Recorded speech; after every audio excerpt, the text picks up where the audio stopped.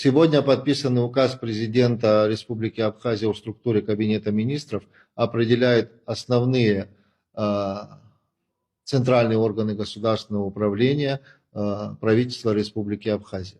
За основу структуры Кабинета министров была взята действующая в настоящее время структура и была проработана с учетом поэтапной оптимизации органов государственного управления путем перераспределения, передачи и уточнения отдельных функций. Хотелось бы особо отметить, что структура Кабинета министров обусловлена необходимостью повышения эффективности системы органов государственного управления в целях реализации основных задач, поставленных главой государства по новым достижениям в социально-экономическом, и культурном развитии нашей страны, в обеспечении правопорядка, в защите прав и законных интересов граждан. Ну и, разумеется, в конечном итоге об улучшении благосостояния нашего народа и повышении качества их жизни. Структура Кабинета министров состоит из 5 вице-премьеров, 15 министерств, 9 комитетов и, соответственно, 9 управлений.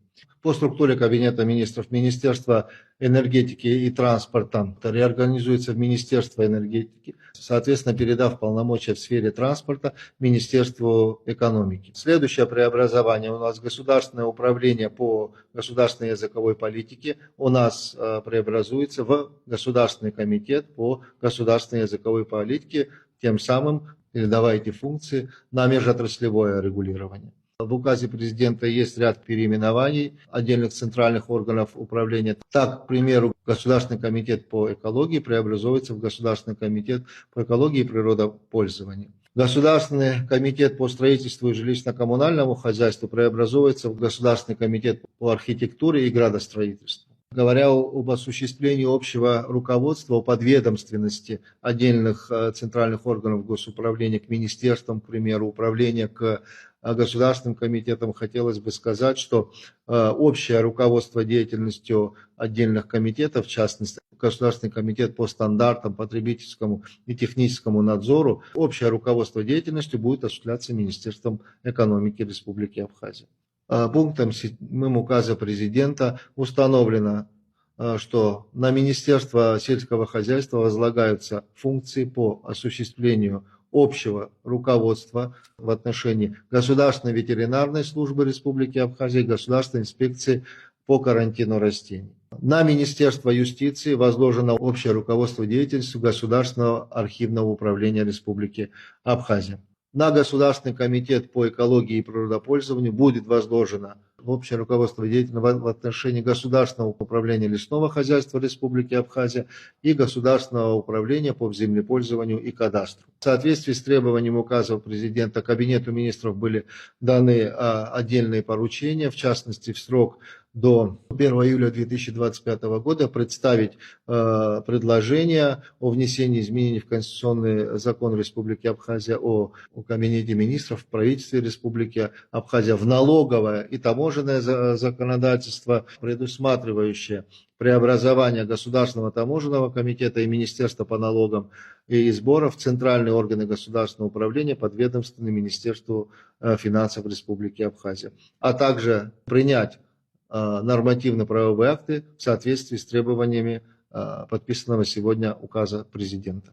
Особенности структуры Кабинета министров, подписанного сегодня президентом, это соблюдение основных требований по усилению ответственности центральных органов государственного управления по подчиненности, по подведомственности. К примеру, центральные органы государственного управления, которые осуществляют функции по контролю, надзору, а именно управление, они находятся в подчинении, общее руководство, которым будет осуществлять соответствующие комитеты. Соответственно, комитеты – это те органы, которые осуществляют межотраслевое регулирование, они будут находиться в подчиненности у министерств. Ну и, естественно, руководство, координацию деятельности структуры Кабинета министров в целом по отдельным направлениям будут осуществлять премьер-министр и соответствующие вице-премьеры. Наверное, особо важно еще подчеркнуть и то, что мы прекрасно понимаем, что оптимизировать структуру Кабинета министров необходимо. Но при подготовке проекта структуры было обращено внимание на особенности функциональных обязанностей отдельных министерств, ведомств. Задачи, которые сегодня стоят перед центральными органами государственного управления, основаны на действующем законодательстве, на межведомственных соглашениях, межгосударственных соглашениях, реализация которых поручена соответствующим уполномоченным органам. Конечно же, в один момент нельзя сразу же ликвидировать то или иное министерство, упразднить соответствующий комитет или упразднить соответствующее управление. Естественно, для того, чтобы прийти к таким решениям, нужна поэтапность. Именно поэтому сегодня в указе президента о структуре Кабинета министров заложен именно этот механизм.